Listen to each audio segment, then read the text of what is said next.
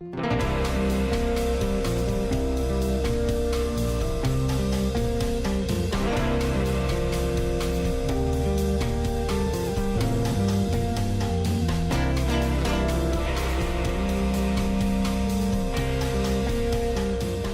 many of you have ever received unfair treatment? Jesus said it is impossible that no offenses should come. Do you have the right to be offended? Offense is a snare, a trap. An offense is the bait of Satan. The bait of Satan. John Bevere's best-selling book has changed lives all over the world. God's word, His promise, will always come to pass as long as you don't get offended. And now, John Bevere Ministries presents The Bait of Satan Curriculum, a 12-part series designed to free you from the snare of offense. What you do with the offense will determine your future. Lição 7, você está pronto? Evangelho de Lucas, capítulo 22, por favor. Eu aqui já achei. Deixa eu ler para você uma passagem de Hebreus aqui no capítulo 12, na Nova Tradução Viva. Paulo escreve, ele aqui é Deus, Deus faz outra promessa. Ele diz, mais uma vez, eu abalarei não apenas a terra, mas também os céus. Isso quer dizer que as coisas na terra serão abaladas para que apenas as coisas eternas permaneçam. Quantos sabem que Deus gosta de abalar? Quantos sabem disso? Posso ver sua mão? O que o abalo faz? 5 coisas. Número 1, traz tudo que está sendo abalado para mais perto da sua fundação. Número 2, ele remove o que está morto. Certo? Número 3, ele colhe o que está maduro. Número 4, ele desperta. E número 5, ele unifica ou mistura para que não possam mais ser separados. Interessante, não? Agora eu quero mostrar um exemplo aqui. Outro texto de Simão Pedro. Você está em Lucas capítulo 22. Eu quero ver o verso 21, por favor. Vamos ler do verso 20. Da mesma forma, Jesus também tomou o cálice depois da ceia, dizendo, este cálice é a nova aliança no meu sangue, que é derramado por vocês. Agora, verso 21, leiam com cuidado. Mas eis que a mão do meu traidor está comigo à mesa. E em verdade, o Filho do Homem vai aonde está determinado, mas ai daquele homem pelo qual ele é traído. Olhe para mim, por favor. Esta é a última ceia. Ele está servindo a comunhão. Ele lavou os pés. E então, podemos dizer assim, ele lança uma bomba. Ok? Porque aqui estão os caras que têm sido os mais próximos dele pelos últimos 3 anos e meio. E ele olha para todos eles e diz, um de vocês vai me trair. Você consegue imaginar os sentimentos naquela sala? Você consegue imaginar? Sabe, o apetite se foi. O ar ficou pesado.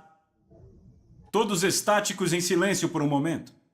Eles nem sabiam como responder. Eles o tinham visto curar os enfermos, levantar os mortos, alimentá-los com alguns pães. Eles o viram ensinar as coisas mais profundas que alguém já ensinou. Eles sabem que ele é o Cristo, Filho do Deus vivo, e ainda assim ele olha e diz, um de vocês vai me trair. Depois daquele momento de silêncio, agora eles começam a se perguntar, vejam o verso 23. Então começaram a se perguntar entre eles, qual deles seria o que faria esta coisa? Eles começaram a se perguntar entre eles, quem pode fazer isso? Quem poderia trair o Senhor? Mas a questão é, o questionamento entre eles não vinha em conformidade com o motivo puro. Porque veja o verso seguinte. Veja o verso 24. Então havia também uma disputa entre eles sobre qual deles deveria ser considerado o maior. Agora olhe para mim. Jesus solta a bomba. Ficam todos em silêncio. E então começam a dizer, quem faria isso? E aquela conversa de quem faria isso se transforma em quem é o maior? Agora eu vou dizer como é que a conversa acabou em quem é o maior. começaram dizendo quem faria isso. Sabe, eles estavam realmente preocupados. Quem de nós seria capaz de fazer isso? E então, de repente, começaram bem, não seria eu? Certamente eu não faria. Porque eu tenho sido fiel, eu fiz isso e aquilo. E o outro vem, eu também fiz isso e fiz aquilo. E eu vou dizer a você quem é que falava mais alto naquele grupo. Adivinha? Pedro. Sabe, ele olhou para todo mundo e disse, ei, cara, espera aí, vamos falar disso. Não seria eu. Porque fui eu, sabem, que teve a revelação de que ele é o Cristo, Filho do Deus vivo.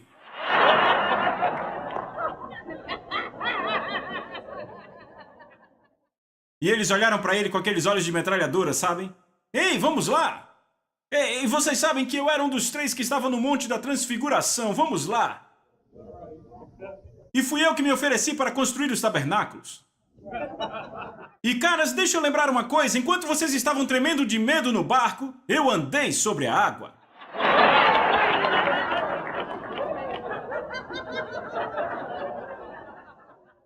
Agora vamos! Então, sabem, ele tinha personalidade. A personalidade de, vocês entendem, era ele que ditava, certo? Era ele que dominava. Então ele domina a conversa. E ele tem contexto para provar, mas sabem, ouçam, a vida dele, vemos agora, não vinha sendo fundamentada no conhecimento revelado de Deus, porque a Bíblia diz que devemos estar arraigados no amor de Deus. Ela estava edificada nas suas experiências passadas e na sua personalidade. Estão comigo? Então Jesus imediatamente diz no verso 25, Jesus não conseguiu ficar ouvindo aquilo, ele teve que interromper a conversa e disse, ei, caras, os reis dos povos dominam sobre eles, e os que exercem autoridade são chamados benfeitores, mas vós não sois assim. Pelo contrário, o maior entre vós seja como o menor, e aquele que dirige seja como o que serve. Pois quem é maior, quem está à mesa ou quem serve? Porventura não é quem está à mesa, pois no meio de vós eu sou como quem serve. Então imediatamente ele disse, caras, suas motivações estão erradas. Imagine esses caras. Ele diz que ele está prestes a ser traído e ouçam. A partir disso, discutem quem é o maior. Parecia um monte de crianças, certo? Então Jesus tem, sabe, ele tem que sair do assunto eu vou ser traído e entrar de novo no assunto de humildade e servidão, certo? Mas o que é impressionante, veja o verso 31. E o Senhor disse, Simão, Simão, não é interessante que ele não chame ele de Pedro agora?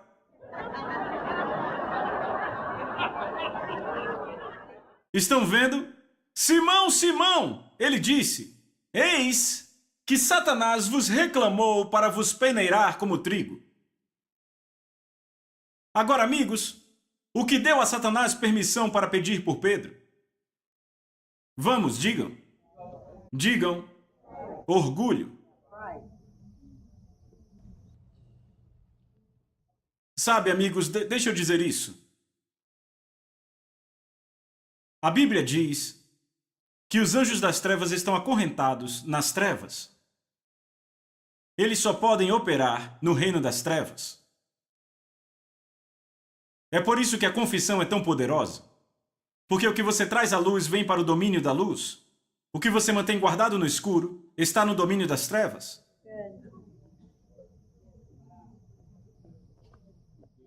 É por isso que o inimigo sempre vai para a sua mente.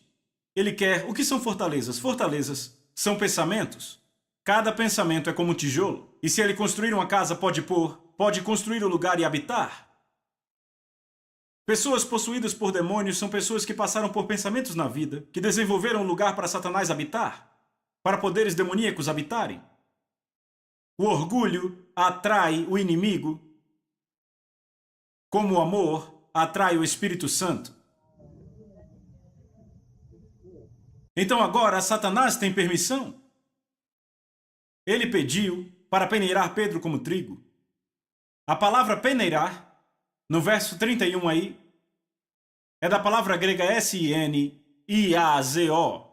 Ouçam isso. Significa peneirar, sacudir numa peneira, figurativamente por agitação interna, testar a fé de alguém até o seu limite. Então Jesus disse: Simão, Simão, eis que Satanás vos reclamou para vos peneirar como trigo. E Jesus continua no verso 32, eu, porém, roguei por ti. Agora veja a oração de Jesus, para que tua fé não desfaleça, e para que quando você retornar a mim, fortaleça seus irmãos. Agora, hoje, muita gente diria, caras, Satanás quer peneirar o irmão Simão, temos que orar e amarrar o diabo agora. Mas ainda assim, Jesus não orou para o diabo ser amarrado. Ao invés disso, Jesus orou para a fé dele não desfalecer. Por quê? Porque Jesus sabe que nesse momento Pedro não tem o que é necessário para fortalecer os irmãos. Ele tem conhecimento revelado, mas a sua confiança foi edificada em sua personalidade e ele tem a força dele, não no Senhor. Então Jesus disse, eu vou permitir que você passe por isso, sendo sacudido até o limite, para te tirar dos mortos, para te livrar das trevas e tudo aquilo que te impede de ser um líder forte. Estão comigo? Agora, Pedro é muito corajoso na sua alma.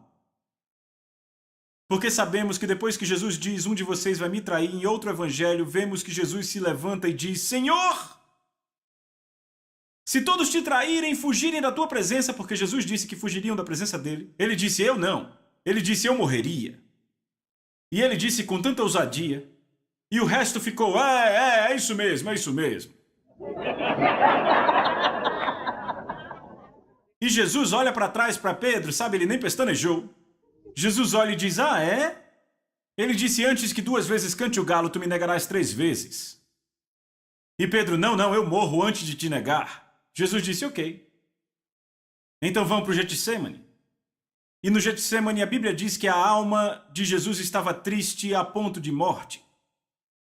E então o que ele faz? Por 3 horas Jesus ora. Sabe o que é impressionante? É que no Evangelho de Lucas encontramos que Pedro, Tiago e João, que eram próximos de Jesus, as suas almas também estavam tristes, porque sabe o que está acontecendo? Suas almas estavam em conflito pelo que ia acontecer. Jesus ora, eles dormem. E Jesus diz a eles, não conseguem vigiar por 1 hora? O espírito está pronto, mas a carne é fraca. Jesus disse, Pedro, você está pronto, você disse que morreria. Mas a carne é fraca, você deve trazê-la à servidão, mas ele não fez. Então a coisa toda foi que ele estava operando por uma força pessoal, uma força da alma. Agora, muita gente diz que Pedro foi um covarde. Estão comigo? Por quê? Porque ele negou o Senhor 3 vezes na frente de uma serva. Não foi isso? Quando olhamos para Pedro, dizemos, ok, ele fala muito, mas negou Jesus diante de uma serva, não é? Mas eu posso dizer algo? Quantos covardes vocês conhecem que quando estão diante de um exército completamente armado, tomam uma espada das 2 únicas que tinham e, ouçam isso, e ataca o braço direito do chefe do exército e tenta cortar sua cabeça, mas erra e corta a orelha? Eu não acho que muitos covardes fariam isso. Mas a força dele vinha da alma. Amigos, deixa eu dizer isso. Há pessoas que têm almas fortes e outros que têm espíritos fortes. Se você ler no Evangelho de Lucas, capítulo 1, eu acho que verso 80, eu nunca vou esquecer, eu estava num avião voltando de um país do outro lado do oceano e dizia, e a criança crescia e se fortalecia em espírito. E viveu nos desertos até o dia da sua manifestação, era João Batista. E a expressão fortalecia-se no espírito pulou da página para os meus olhos. Eu pensei, uau! Há uma força que Deus quer que carreguemos no espírito. E eu comecei a pensar, há pessoas que têm almas fortes e pessoas com espíritos fortes. Qual a diferença? A única forma de dizer a diferença é quando a pressão vem. Porque a pessoa no espírito reagirá corretamente, mas a forte na alma vai fazer algo almático, orgulhoso ou coisa assim. Errado. A pressão revelará de onde vem. Estão comigo? Eu disse, estão comigo? Jesus disse, eu roguei por ti, para que a tua fé não desfaleça. Eu quero que você veja Judas e Simão, ok? Eu quero que vocês vejam a diferença entre esses dois. Sou um pouco desolador para Pedro agora, mas veja. Vamos olhar para Simão Pedro e vamos olhar para Judas. Eles têm algumas coisas similares. Número 1, ambos permaneceram até o fim. Se você lembrar, em João capítulo 6, muitos discípulos foram embora, mas Pedro ficou e Judas também ficou. Ambos basicamente negaram a Jesus, cada um à sua forma, ok? Mas é aí onde acabam as similaridades. Os dois tiveram diferenças fundamentais, certo? Judas basicamente tinha sua própria intenção andando com Jesus. Se você olhar o que ele dizia em todos os evangelhos, vai achar coisas interessantes. Judas disse: "O que você está disposto a me dar se eu?" Então ele baseava tudo nele mesmo. Ele mentiu e tentou tirar vantagem em Mateus 26. Ele também tirou dinheiro da bolsa, não foi? Agora, a questão é que ambos, depois que Pedro negou e Judas traiu, ambos lamentaram pelo que fizeram. Mas Judas não tinha a fundação que Pedro tinha. Porque ouçam isso. Mateus 27, de 3 a 5, eu vou ler para você, você não precisa abrir por causa do tempo. Então Judas, o que o traiu, vendo que Jesus fora condenado, tocado de remorso, devolveu as 30 moedas de prata aos principais sacerdotes e anciãos. Agora, veja bem isso aqui. Vendo que Jesus fora condenado, primeiro, eu realmente acredito que Judas realmente acreditava que de alguma forma Jesus ia escapar. Ok?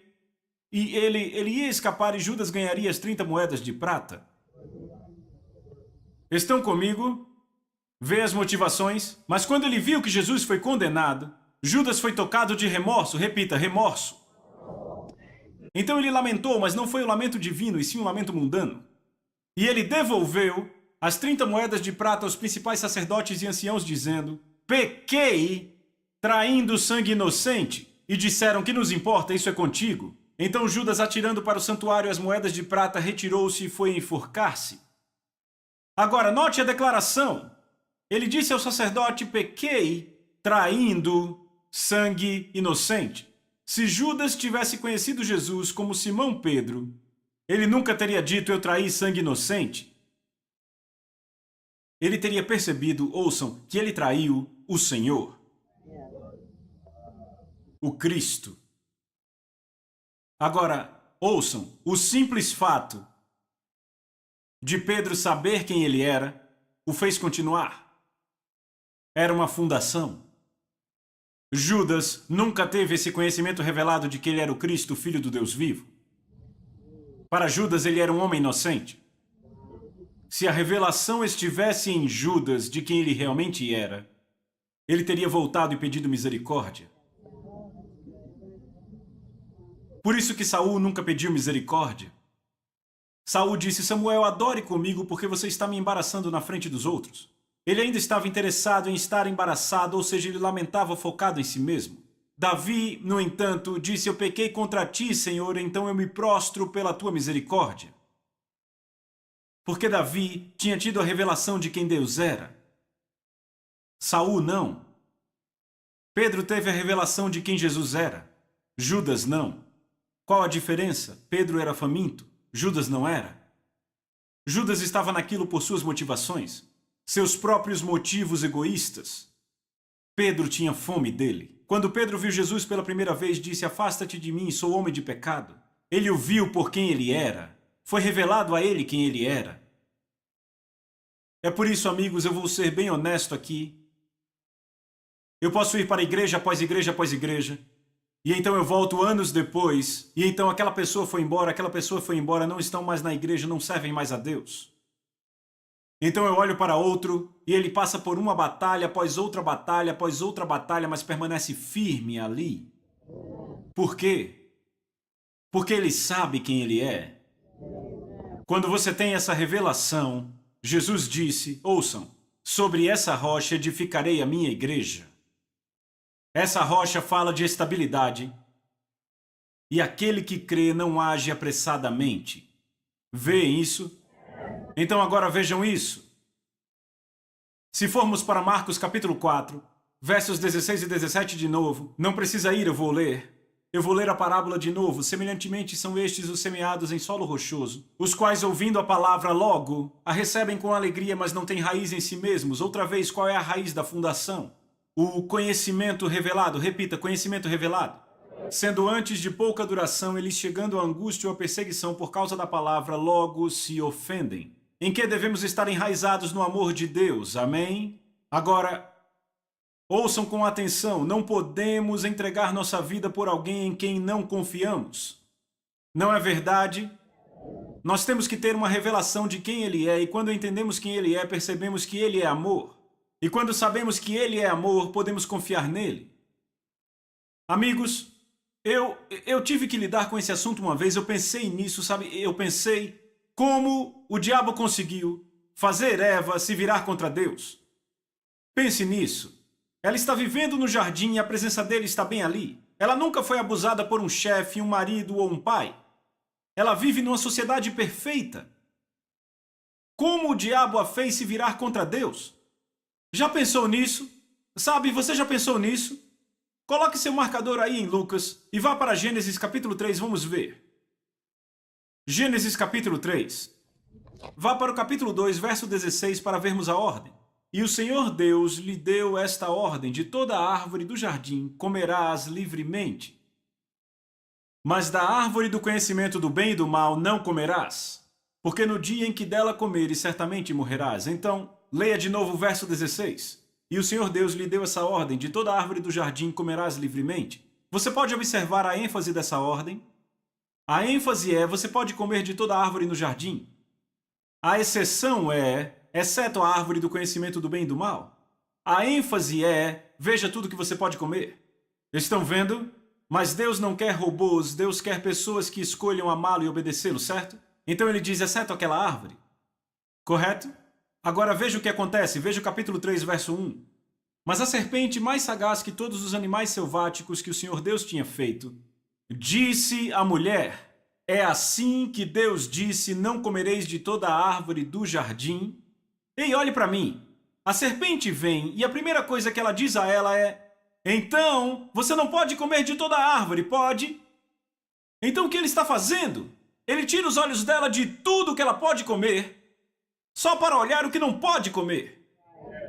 Então ele ignora a generosidade e a ênfase e põe os olhos na exceção. Então ela responde a ele, mas eu tenho certeza que quando ela respondeu, um pensamento passou pela sua mente: ei, peraí.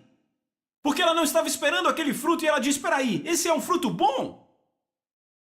E vai me tornar sábia? E é desejável aos meus olhos? E ela fica julgando aquele fruto e diz: espera aí, esse é um fruto bom? Espera aí, esse fruto não é bom? Ele estava escondendo algo bom de mim. E se ele estava escondendo algo bom de mim, o que mais ele está escondendo de mim? Então, rapidamente, o inimigo entra e diz: ei, você não vai morrer? E ela diz: rapaz, isso é bom. Vai me tornar sábia? Ele está escondendo algo de mim. O que o inimigo está fazendo? Ouçam. Ele está pervertendo o caráter de Deus aos olhos dela. Ele está fazendo Deus parecer agora como alguém que tira, ao invés do doador que ele é.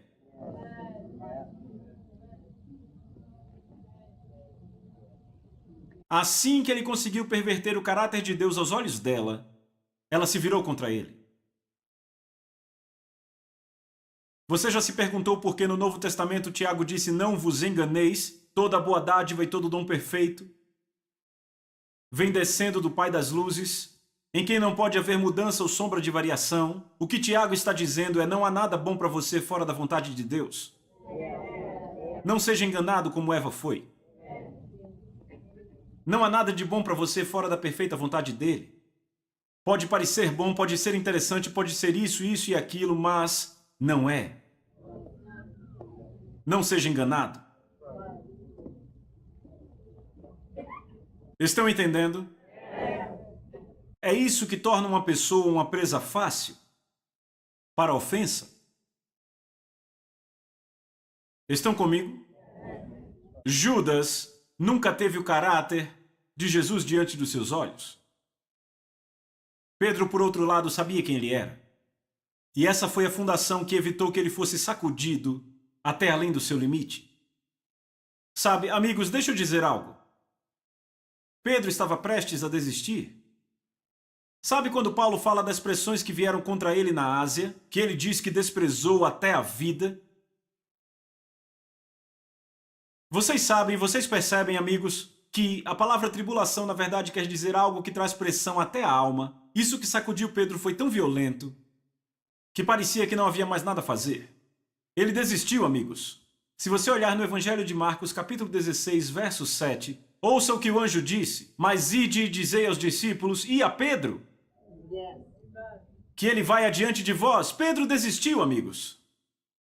Estão vendo? Ele pensa, acabou. Mas ainda assim, agora ouçam. O que foi que o trouxe de volta? O conhecimento revelado de quem ele era. Foi por isso que Jesus pôde olhar para ele e dizer: certo, Pedro, você me ama. Lembra João capítulo 20? Você me ama, sabe qual a palavra grega que ele usa aí? É agapeo, que significa o amor de Deus que entrega a sua vida. Jesus diz: Pedro, você me ama o suficiente para entregar sua vida? E ele pergunta de novo. Vá lá, João 21, verso 15. Então, depois de terem comido, isso foi depois da ressurreição, Jesus disse a Simão Pedro: Simão, filho de João, amas-me? Essa palavra ama é agape. Mais do que os outros. Note que ele disse mais que os outros. Repita, mais que os outros. Então, sabe de quem ele está falando? Ele não está falando dos peixes. Ele está falando dos discípulos, porque há pouco eles discutiam sobre quem é o maior. Então Jesus: ok, você me ama a ponto de entregar sua vida mais do que esses outros caras? Vê isso? E ele respondeu: sim, Senhor, tu sabes que eu te amo. Mas sabe, a palavra amor que Pedro usa não é agape. É filéu. Te amo afetuosamente. Mas não, eu não tenho amor suficiente para entregar minha vida porque eu já provei isso. Estão vendo? Estão vendo? Jesus disse: apacenta meus cordeiros. Tornou a perguntar-lhe a segunda vez: Simão, filho de João, tu me amas? Ele usa a palavra agape de novo. Amo o suficiente para entregar sua vida por mim? Ele respondeu: Senhor, eu te amo afetuosamente, filéu. Ou seja, eu não tenho o amor necessário para entregar a minha vida. E Jesus disse: pastorei as minhas ovelhas. Verso 17. Ele disse a terceira vez: Simão, filho de João, tu me amas? E agora a palavra ama que Jesus usa é filéu. Você me ama afetuosamente? E Pedro se entristeceu porque ele disse a terceira vez: tu me amas? E ele disse: Senhor, tu sabes todas as coisas. Tu sabes que eu te amo afetuosamente, filéu. Jesus lhe disse: apacenta minhas ovelhas. O que acontece, amigos? Ele foi abalado no seu núcleo. Pedro agora não se gaba mais das suas habilidades. Ele diz: Jesus, não há nada escondido de você, eu sei. Eu sei que eu não tenho amor para entregar a minha vida. Eu sei que eu te amo afetuosamente. E sabe, Jesus disse: foi isso que eu vi em você, Pedro. Você vai alimentar minhas ovelhas. E então ele diz a ele: chegará um dia que vão te levar aonde você não quer ir. E era com esse tipo de morte que Pedro glorificaria Jesus. E a história da igreja mostra que Pedro, quando ele foi ser crucificado, olhou para o homem e disse: eu não sou digno de morrer a morte do meu Senhor. Então os romanos viraram a cruz de cabeça para baixo e as suas entranhas saíram pela garganta, e assim ele glorificou ao Senhor. Ele agora tinha o amor necessário para entregar sua vida. Não era na sua própria força. Ele foi abalado em sua fundação, e dessa fundação o Senhor edificou a vida dele. É o que Deus deseja fazer com você. Se você está andando na sua própria habilidade e a sua confiança não está nele, Deus diz: eu sei como abalar para te pôr no lugar onde você confia totalmente em mim. E quando você tiver essa fundação, Jesus diz: você não será ofendido.